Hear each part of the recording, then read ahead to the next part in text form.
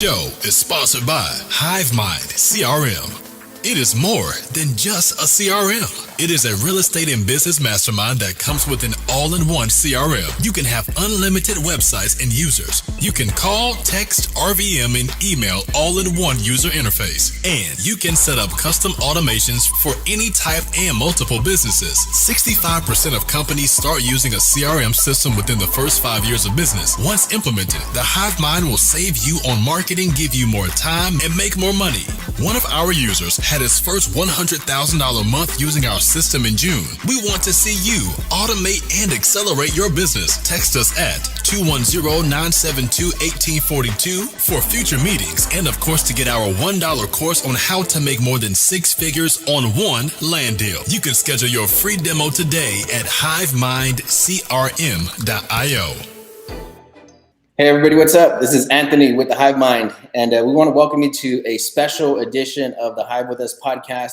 We're taking a little pivot here. We're still going to, of course, we're going to continue to talk about real estate, but something that's really been weighing on my mind lately is that a lot of us that are doing well, that might have an audience in real estate, I feel like in a lot of ways people look up to us, but it seems like the people that are on the stage in the spotlight that are actually doing it, it might seem that they're like superhuman, right? So this podcast is going to be a little bit different because it's not going to tell you about all of our superhuman feats. This one's going to be, we would like to have like a more health-oriented podcast that talks a little bit more about some of the challenges faced when you are a top earner, a top producer, and what we do, right, to overcome some of those challenges. So for episode 1, we're like at episode 205, but for episode 1 of this type of podcast, this is going to be the Health Mind podcast. We have a very special guest. He's from Stockton, California. He is a top producer in his market. Gentleman is in the top 1% of producers in Stockton, California. So please welcome Mr. Lance McHan. Hello, everybody. What's up? Thank you for having me. It's we were talking today, and people only see us, like you said, superhuman. And so to be able to have this opportunity to share like the ups and downs of success, it's really important. Dude, man, I got that vibe from you. It's pretty cool earlier because I was just talking to you and then you kind of went into what's really been weighing on my mind lately.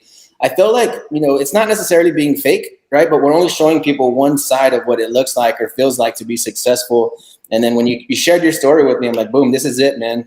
Somebody as successful as yourself, we see you on the billboards. Yeah. You're like, let's do a podcast. I'm like, okay, let's do it. Never expected you to be able to jump on instantly, man. So I appreciate you being so accessible and ready to contribute. I think this is really going to help a lot of people, man. It's been on my heart to share this type of information. Yeah, because like I was sharing with you about 2 weeks ago, I felt like I just had this cloud over my head. I was like, I don't know what's wrong. And somebody in my office said, don't be discouraged. Like they were talking about discouragement. I was like, man, that's a perfect word for the way I feel. It's like I have all this stuff going on in my life and I just couldn't shake it. And, one of my coworkers was like, come on, man, let's go grab a coffee. And, my broker was like, I knew my broker put him up to it. And he was like, hey, thank you for doing that. It means a lot. He's like, for having to take me a walk. He's like, no, he didn't walk. He didn't take you for a walk. He was walking beside you. Like, you always have somebody to lean on. Like, we have your back here. And I was like, man, that's profound. Like walking beside you. And so, moving forward, I was talking to you today and you were like, yeah, I was like working out. Like I got to work out because I feel like if I don't, like it kind of makes me depressed. Mm-hmm. And so you were saying, how many days a week do you do CrossFit? 2 days, man. That's all I need. 2 days. And 3 on a good week. Sweet workout, right?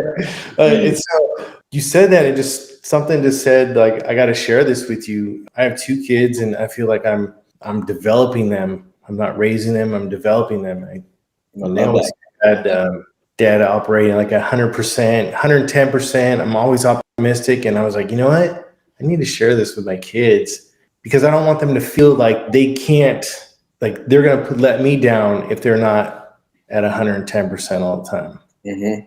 I'm like, hey, and I did it separately. I have a daughter she's going to be 17, and a son who's 20. I'm like, hey, this is what dad was going through these past few days. Dad was discouraged. I didn't know why. I just felt like things weren't going right, even though things were, fine, right? And I was like, is this what depression is? Like, I just didn't know. And I share that with them, and they just looked at me and they're like, thank you for sharing that. Like you could see the look in their face, like the appreciation, and know that they didn't have to always hold themselves to that high standard. And then you were saying, I kind of forget how you kind of pivoted from there, and you were saying something about being superhuman to people on social media. Yeah, man. I feel like, again, like I feel like we might be letting people down, is what we do in my mind, right? When you're posting stuff, you're posting about your wins, how your day went, how you're feeling. And it seemed very superficial. Like, yeah, this guy's always on fire. This guy's always killing it. This guy's always on top of his game. And it's like you play these mental games with yourself, and we have these exercise regimens and these protein powders, whatever it takes for us to keep our heads in the game.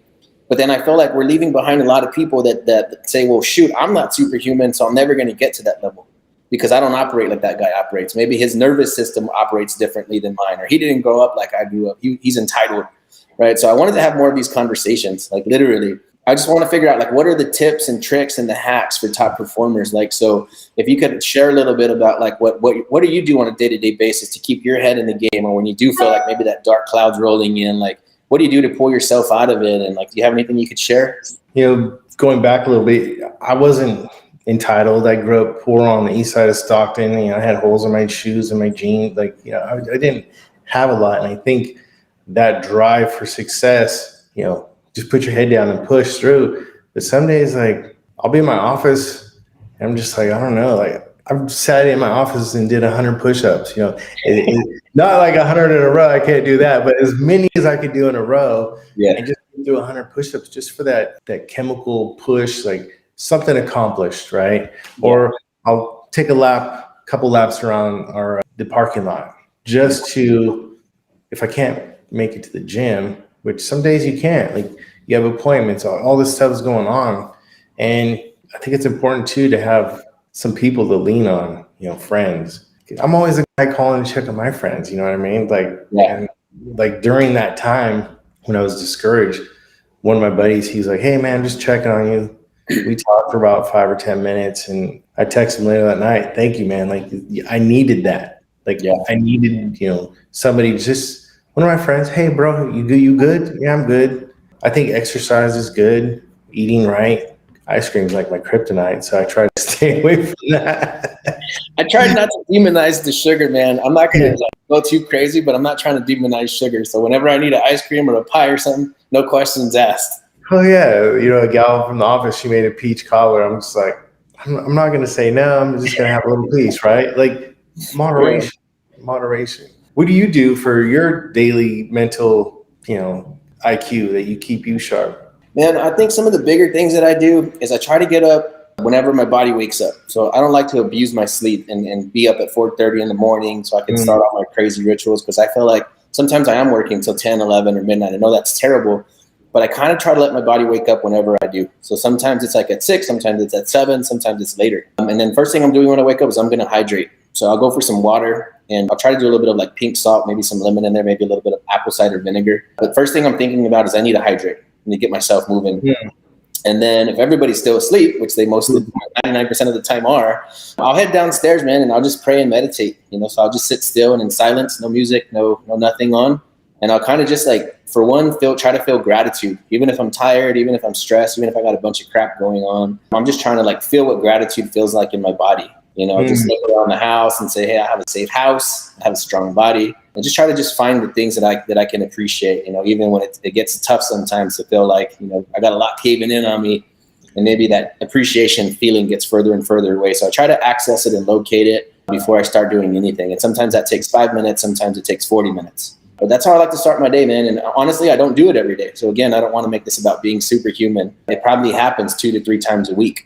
Right. And I find the days that I start slow like that, those are my best days. And then I try to hit CrossFit by 9 o'clock twice a week. I don't start any appointments until noon. And the reason is because I want to like have the mornings to myself to kind of plan, strategize, put those things together before I start jumping into like giving myself up to the rest of the planet. So I try to say my mornings are not for sale is the quote that I use. Oh, that's good, man. Yeah. I mean, I get you. And I think I need to make some alterations in my daily schedule, because I wake up, drink coffee. That's a good idea. Like have a glass of water first. to hydrate and then get the body going. And then like usually like I'm in appointments sometimes 10, 11, meeting the inspectors, meeting the roofer, whatever. But I like that. I like that mentality. Like that way I could do my prospecting calls and I could do the things that are going to generate income for me instead of worrying about other people's problems. And then I'm more mentally awake. I read a text message when I woke up and I'm like, I don't remember I read it until like 5:00 in the evening. I'm like, dang, I forgot to call that person back. Like, so I'm like, okay, I'm not gonna look at my phone, like, and handle any business until like I'm awake. Yeah, that's another like one that I've really got really good at is not looking at my phone at all until I'm done with my morning, and that might mean, like I said, hydration, meditation, prayer, and then whatever's happening on the phone is important. If something terrible is happening at 8 a.m., like I'm just not going to address it. Because once you look at that phone, that's it. I mean, the world pulls you in, and you're in it. You're stuck. I know, man. It's like these devices are our whole life. Like our whole life is consumed around them. I'm just like, man, how did people do business 20 years ago? Right? It's like, you had a phone book. Everything. Like I was talking to a lady. She's like, oh yeah, like I remember all my friends' phone numbers. I'm like, shoot, I can't even remember. The only numbers I remember is like my house number growing up, right? Yeah. Like, I'm lucky to remember my own cell number. I think we've outsourced so much of our memory that we're losing that part of ourselves. Mm-hmm. I don't have to remember anything. My phone remembers everything. Yeah. Do you read? Do you read a lot too? Do you like take that time? I don't read books, but like sometimes I can't sleep and I'm up at like 1:30 in the morning reading like medical papers right in the middle of the night. But I do a lot of reading about like health, like nutrition, fasting, just like stuff that has to do with the body. So most of what I read is a lot of like health stuff. Like I've been going down some anti-aging rabbit holes. And that's probably how this podcast was inspired. I've been looking at a lot of like peptides and anti-aging, just completely unorthodox stuff, not for human consumption, like research purposes only type stuff. Right. Yeah. So you can find it on the internet, you just can't use it. Yeah. Man. Yeah. It's for my pet rabbit. Yeah. That's kind of what I've been thinking about a lot, man. It's like, how do we preserve ourselves? Because for a long time, I felt like I was like chasing the dragon, working 10, 12 hours a day, 7 days a week. And I'm like, where does this end? You know what I mean? Like, am I going to freaking drop dead? And I think we talked about that on the call earlier. It's like men are supposed to shove their feelings down. Like, don't bring that shit up, quit being a wuss. Like, just keep it down. And I think that's I think we should move past that already, man. And it's exciting because I feel like a macho guy. You know what I mean? I don't feel like I lack, masculine features or energy. Yeah. So I think it's okay to say, you know what? Sometimes I'm sick and tired of this shit, man. Sometimes I'm just tired and fed up, and I do need a break. I need to unplug. Sometimes I'll turn my ringer off, but I think that those days of like shove it down deeper and shut up should be over by now. Like guys should be able to reach across the aisle and say like, hey, how do you fix yourself? Because I know what I do. I agree. It was that's what I was saying earlier. Like men suffer in silence. Like we just hold it in, and then I think sometimes people turn to alcohol or ways to escape, and just instead of letting it go or talking with a buddy, like, hey man, like we're in a group setting. Like, what do you do to let off, not necessarily let off steam, but to decompress, right? So you're not angry all the time, or you're not down on yourself, because that's what happens. You internalize all this stuff, and then you're just like, what am I supposed to do with it? What am I supposed to do with all this? And then you have a conversation with your buddy or a guy you barely know, like yourself and me, and we're just talking. We're like, wow, this really connects. Like, we should open this up and open up this conversation. Yeah, man. I think especially in the world of entrepreneurship, again, because like we have this facade of being like bulletproof and that we can go forever. And hey, I'm in the 3:30 a.m. club and I can work till midnight. And you know what I mean? Like somebody's going to self-destruct, you know what I mean? And I don't want it to be me. You think Anthony Robbins has a good day every day? Like that? I can imagine. I'd love to see what that guy looks like behind the scenes. Like, yeah, after his events, I bet you he's in bed for a week, man. I mean, the guy's he's turned up like, it's like you have an electricity, like you have electrical, system, right? So if you took if you unplug something from the socket, cut it and touched it, I mean, that electricity is going to flow through your body because we're hardwired like an electrical system. So you can imagine how many volts are running through that guy's body, right? For days in a row. I mean, he might die on stage someday, you know what I mean? Hopefully not. But I mean, you can only run so much like volts through your body before it becomes like detrimental. And I think that's what people that perform, or that like maybe the spotlight, or people expect us to perform at a certain level. It's like, yeah, we're frying our nervous system, right? So how do we should have these conversations about protecting each other, helping each other out, digging each other out of these holes. And then, like you said, bringing it up. Like you and I, we've connected a few times, but we're not like, we never hung out and freaking, till 2 in the morning. But like, hey, we know each other well enough. And then just having that conversation today is like, hey man, what do you do when things are getting tough? So I think these conversations are going to become more and more important, man. And I'm really interested in it. I feel like we have a lot to offer if we're letting people know too, again, being vulnerable, saying, hey, I'm not superhuman. I try to be every day. I'm going to push to be, but it's not the case yet. I mean, you got to have the drive, right? You got to have some type of drive. It's like people who maybe not happy with the way they look physically. It's like, you can't just want it to be one way or the other. I used to go volunteer at my daughter's school and my son's school, and then I'd have the other kids read to me, and I would ask them, who's your favorite athlete? Kobe Bryant. Okay, great. Do you think he wants to be good, or do you think he practices? Right? It's like, you have to move forward to what you want to do, but yet you have to also not like overdo it. I mean, there's nothing wrong with pushing yourself, but like you said, you only have so much electrical impulses, and then you're going to crash and burn. I don't know what it's like to be depressed or be one of those people who are up and down all the time, but I feel sorry for those people because I couldn't imagine having a life like that. But at the same time, I think you have to just move forward. Like some days I'll do, like I was saying, I'll do 100 push-ups in my office just to have some type of movement in my life, something. I call it mindless work. Like we were touching on that earlier. Like if I'm having a problem, go wash my car. And some people are like, I'm not going to wash my car, but you don't need to think about washing your car. You just do it. So it's kind of like a meditative state where you can do a task that you don't have to think about. And then somehow you just when you shut your brain off, you put in that in neutral, it just finds the right gears. And you're like, that's what I'm going to do. You know what I mean? Like, I think there's sometimes to hammer it out, and then you have to know when it's time to like take your foot off the gas. And when I was in my 20s, man, I mean, I used to just blow and go, like I said, 7 days a week. And I remember I would sleep for like a day and a half. You know what I mean? Like you just like giving it so much. I'm surprised I didn't have a damn stroke. I didn't know when it was time to turn it off. And then now being able to recognize that is like, hey, like my brain feels hot, my body feels hot. I need to shut it down for a little while. So I'll turn my cell phone off. And I like that you identified that pretty quick. It's like that mindless work. So there's like, I've read a lot about meditation and, finding stillness and peace no matter what. And it says that like everything can be a meditation. It says like washing the dishes, taking a shower. So like you said, washing your car, everything could be a form of meditation, right? Where you just didn't realize that. I thought it was a genius. Not just kidding.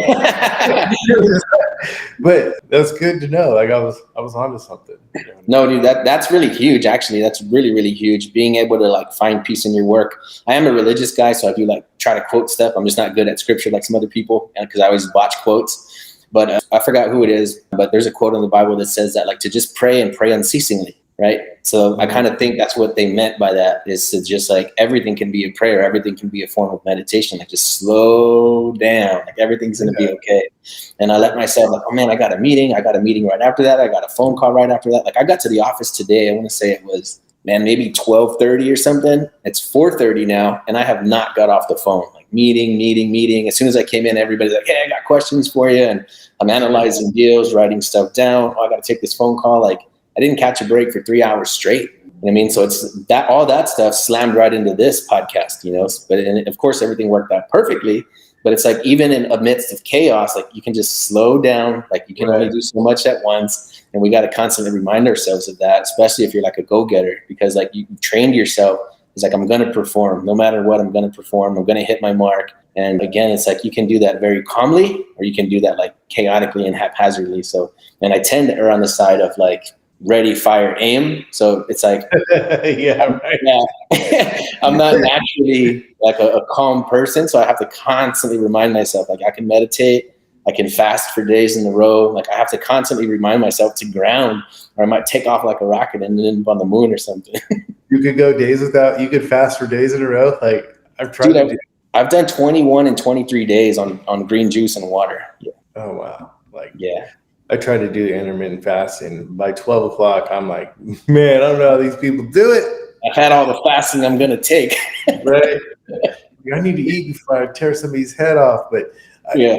it's getting easier. Like, so I'll stop eating around 8. Mm-hmm. And then like around 12, 1 o'clock. The other day I went like, it was like 17 hours. I was I was starving, but I was out in the country. There's nothing to eat except for hay. And I'm like, I ain't eating that. So I'm like, so I'm like, oh, that wasn't too bad. So I know there's a lot of health benefits to that, but I'm just kind of getting into the benefits to that and seeing where it takes my body. You know what I mean? Yeah, man. So you have something called senescent cells, right? And your senescent cells are also called zombie cells. So these are cells that like they have like a death signal, like they're already sending out the signal, like, hey, I'm done.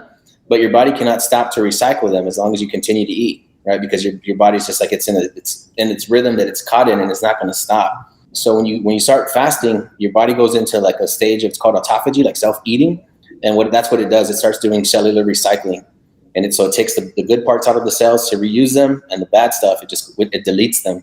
So if you don't, this doesn't interfere with the eating at all. Like it doesn't. So there's a caloric threshold for one, and then there's also like what you're eating. So if I ate like a spoonful of sugar, yeah, that might kick you out of fasting. But if you can have green juice when it's not like, if it was a bunch of like apples and pineapples, right, that might kick you out. But if it's just like leafy greens and cucumber, something that's very like low caloric density, you can save yourself from getting kicked out of autophagy. So you won't lose your fasted state if you stay below a certain caloric threshold. That's amazing, man. I do feel from an extended fast, at first, of course, you get the stages where your body's running on pure glucose. So you'll hit a crash. And when you hit that crash, it's like your body's like starving, like, hey, something needs to happen. So it's going to start tearing down muscle tissue. Yeah. Through enough muscle tissue, it can go through organ tissue, right? So you can get into a pretty bad state if you're doing this extended fast for 7 days or 40 days or whatever. But as you train your body, like anything else, it can be trained. Your body will jump into a state where it's burning fat, right? So it converts fat into ketones, and you can use that directly for energy like you would glucose. So a lot of cellular recycling is happening in that state, man. And when you're deep in it, you feel so good and you're so energetic. You'll feel like, man, you know what? I might never eat again. That's how good you feel. Yeah. Until your neighbors could barbecue in a steak, you're like, I'm gonna kill that dude. Yeah, I'm fasting right now. Yeah, I would be fasting with the kids, and we'd be like at a restaurant, and everybody's eating, and I'm just looking around like, dang, it takes some real discipline. And some days I'll try. Some days I'm like, I'm fasting this week, and then on Monday by lunch I'm done. So again, we're all human, but yeah, I've done several like extended fast, water fast, juice fast. And they're pretty powerful, man. You end up in a pretty cool spot sometimes. And like I said, once you break through and you're like in full ketosis, yeah, you just feel amazing, man. Like I said, I kind of feel like I know how Jesus and Buddha felt.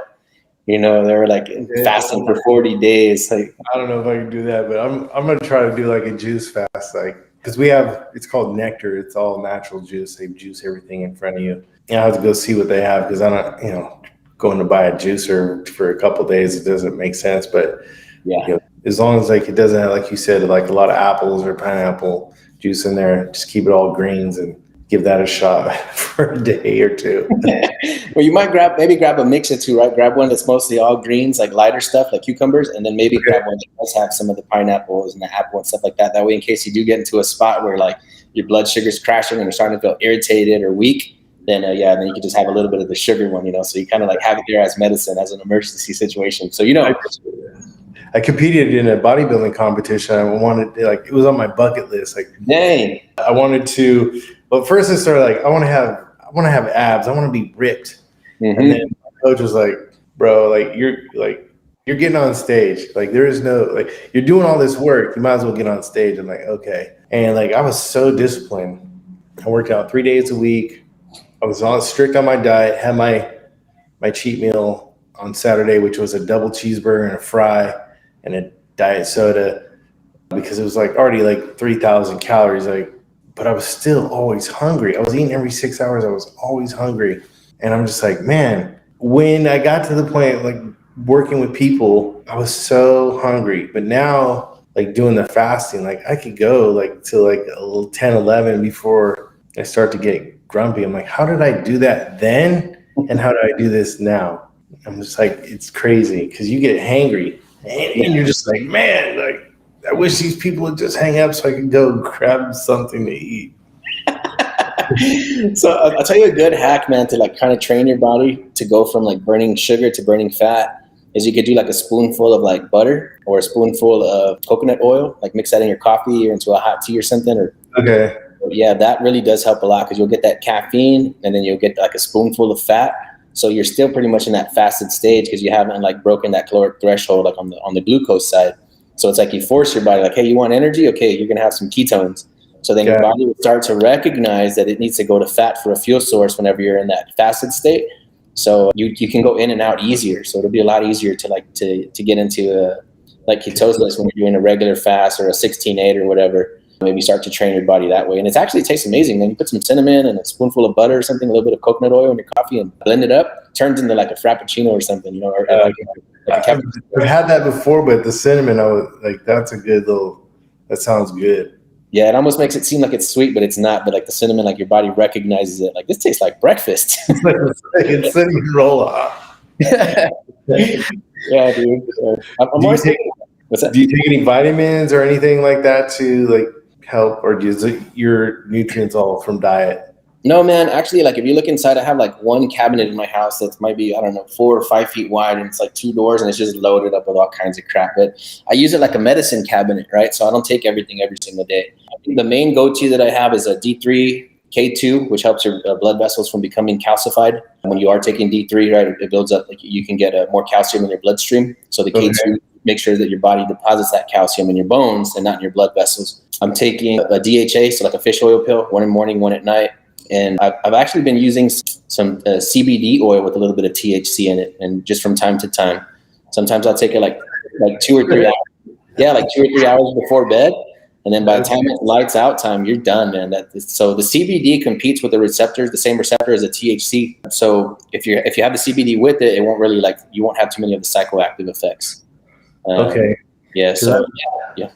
A friend of mine, I was having a hard time sleeping in the cannabis world, and she gave me one of those pins, and she was like, here, just hit this before bed. Yep. And I was like, she said it was CBD, right? I'm like hitting this thing. I never hit it before. I'm like, there's nothing in there. I kept hitting it, and I'm like, oh, I'm like, that tasted like weed. I go, I'm like, I'm going to bed right now. I'm going to be so high, I think. It was a mix? I don't know, it would end up being like 80% THC. Yeah, there was a mix, but it was like way higher than THC. Oh, shoot. No. I'm like, I did not move all night. And she was laughing. And she was like, why'd you do that? She was like, well, you slept good, didn't you? I'm like, yeah, I did. I didn't move all night. Like, I remember just laying down. I didn't roll over all night. I was like, it was like 4 a.m. before I had to get up and use the restroom. I was like, that was pretty good. Like, you're in a coma. Yeah, I was in a coma. Like, I don't know if I could do that every night. It's just too much for me. Like, yeah, I tried the pure THC oil, and it's just too intense, man. It freaking makes my heart race and shit, and I do have trouble sleeping, so it needs to have. Yeah, my brain just won't shut off if I'm it's like the little swirl in there. I used to smoke all the time, but I'm like, I can't do it because I can't sleep. But except for this time, I was just, I guess, I ate that threshold. You need to have like 80% CBD or something like that. Oh, man. Makes it easier. Yeah, I'll probably use that maybe like 2 or 3 times a month. Like I said, if I feel like I'm just too charged up by night and I know I'm not going to sleep, I try not to do any like melatonin. Some people do that, other like sleep aids. I'd rather my body get natural sleep, so I try not to take anything. I found that low lights before bed. So, especially if it's just me and everybody else is busy doing something else, I'm like cutting all the lights down to nothing, maybe even like candle light, like that low, right? So maybe the closet light's on and I'm operating like before bed, which is very, very low light. And then I notice if you do that like an hour or two before bed, as soon as you lay down, you're pretty chill. But if you go right from blue light, like in the kitchen or anything like that, and you're up and just going 1,000 miles an hour, checking your phone, and then you lay down, yeah, your brain, like you're hormonally, you're not ready for bed yet. So the squirrel's still going on the. Yeah. I didn't take it the other day, and like 3:00 in the morning, I had to wake up, or I couldn't sleep. It was like 2 or 3. I'm like, I gotta take something. Like, I'm wide awake here. Like, I need 2 hours of sleep at least, bro. Yeah, it was like, oh man, I just couldn't sleep. Like, when you have so much going on in your life, like, oh, this deal, that deal, I got to do this. Yeah, I got to call this person back. It's tough, trying to get my son in the business too, so he can handle some of those small tasks, like go meet the inspector, open the house and let the carpet guy in to get a measurement. All those little things that take a lot of time out of my day, I can pay him to do. Yeah, I think delegating, man. Another thing is like being like a type A, a control freak. You feel like if I don't touch it myself, if I don't do it myself, then it's not going to get done, or it's not going to get done like an amazing way that I'm going to do it. But I'm getting a lot better, man, at just handing stuff off, passing stuff off, making budget for it, like saying, hey, I need somebody else to hit some of my callbacks, or I need somebody else to work, the CRM for me. I'm just tired of wearing so many hats, man. Like I said, we demand so much of ourselves. Like, I think even it seems like some of the people that I've delegated to now, they probably do the stuff better than I would, right? But I think that letting go. They only have one task to do, and that's why I want to bring my son in to help, like, make some calls for me, call these people, check in on them. This makes my life easier. Yeah, maybe when we set up your machine too, your machine's doing the following up for you, so you're not constantly having to think about that too. Yeah, that would be good. There's something called a cognitive loading too. I don't know the exact definition, but that's what it is. It's like when you have too many windows open on your computer. So it's like bogging down the RAM of your brain by having so many things in mind that you need to do, and all these little constant reminders of yourself. So I think having a lot of that systematized, like, reminders, follow-ups, all that stuff, just like relieving yourself of it, is another cool little hack that kind of keeps my brain like fresh and energized. So that way I'm not like, oh shoot, I should have called the guy back. So I'm learning to, like, between machine and humans, I'm learning to kind of like pawn a lot of that stuff off, man. And it does help a lot. Makes me feel like I'm not carrying so much responsibility around all the time.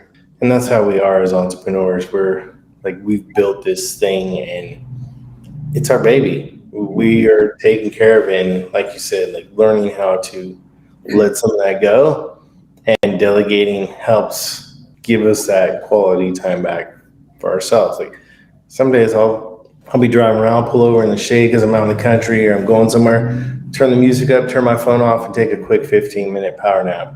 Even if I don't just sleep, it's just 15 minutes of my brain is just listening to some Metallica. Yeah. It sounds counterintuitive because it's fast, but it's like, it's fast enough, like my brain could just focus on the rhythm of the music, and I don't think about anything else. And even though I don't get to sleep, my brain just has that moment of rest where it could just reset. And I feel good for the rest of the day, because you can over caffeinate and make yourself tired. Yeah. You don't realize that. You just no matter how much caffeine you drink, you're just crashing. It's not working anymore. Yeah, it goes the other direction. I've had to think of rock star. I'm like, just finished it. I'm like, I need a nap. Like, it's like, this is like, take a little power nap. I'm like, and then you wake up, the caffeine's kicked in, your brain's fresh. But I don't like doing that because you're always like on at 100 miles an hour. It just it's not healthy. Yeah, I think, again, like we have that habit of pushing ourselves. Like, I notice even some days when I don't even need coffee, like, I feel great. I'm feeling great. I feel plenty of energy. And sure enough, I just pull in for a coffee for no reason. Like, what the heck? I was doing fine. You don't even finish it, but you just knowing you have it. Yeah, just used to it, man. So I'm trying to see if I can turn myself down. So I'll tell you one hack that I did. Building Hive Mind. I got fat, dude. Like, I literally didn't work out the whole first year of Hive Mind. Like, it's just working from the time I woke up to the time I was going to bed at night. Like, I thought I was going to have a damn stroke, but too many cups of wine, too many drinks to try to keep myself performing at that level, caffeine, energy drinks, everything. And almost no gym at all, dude, for a year. And so top of this year, I mean, I got a belly, bro. Like if people are abs, you know what I'm saying? And I'm like, dang, let myself get fat again. And now consistently being back at the gym, at CrossFit, I was thinking like, man, I feel exhausted when I get there. You know what I mean? Like, oh shit, now I got to move around this big tub of shit. You know what I mean? So what I did is I did get some strong pre-workout. I got some Bang pre-workout. I've never been a pre-workout guy in my life, right? Because I'm always amped up. Sure enough, man, it does help me have an amazing workout. It's like, it gives me like probably like a 20% increase of output of energy, everything. And so, but now I'm noticing now that I'm getting so fit again, it's like I'm starting to not need the pre-workout. So I think it's important too, to like, if you do need like a little booster here and there, like try to cut those out whenever you get the chance, you know, so your body can kind of retrain of operating without that stuff. I've been thinking of it because every morning I get up and have a cup of coffee, and that's how I start my day. And then midday I'm having coffee. I'm just like, man, am I overdoing my adrenal glands? I need to but now that I'm talking with you, like I'm gonna cut out some coffee for a few days. It's just like, you know, people who drink alcohol, right? Like I could drink a beer and be buzzed because I don't drink that often. But then you have your buddies who could drink a 6-pack and, you know, highly functional. So I think bringing your body back closer to zero helps, right? So when you do need it, it works. Yeah, I think so. Like I said, like you or I, we're going to strong arm our body into making it do whatever we want it to do. But really, it's like you should be able to skip days, like even schedule it, you know, Monday, Wednesday, Thursday, that kind of stuff. Schedule your coffee drinks. Yeah, like this, like I said, if you work it in maybe Monday, Wednesday, Friday, that way you're not having it every single day without thinking about it, right? So like I said, we can like will our way and push ourselves into making ourselves go a certain way, but it should be easy. Like you should be able to like just to like we move in and move out. Like I said, like the pre-workout thing. Do I need it? Probably not, but I do and I could. So I'm trying to skip it, man. Trying to make sure that I'm not dependent on chemicals to be able to perform.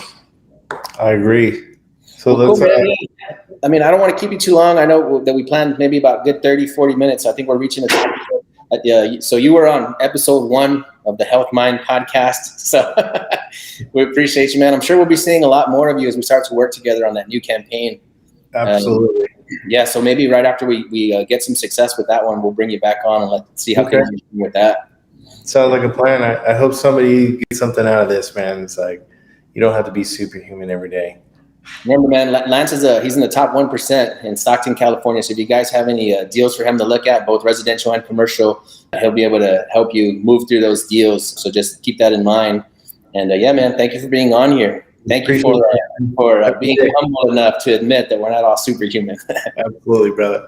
Have a good one, man. Take care. Thanks, man. Be good. See you later. The show is sponsored by The List Guys. Do you need more leads in your local or virtual market? 1 in 10 small businesses don't invest in any kind of marketing. The List Guys have over 35 plus list types to choose from, and you can mix and match any list or criteria.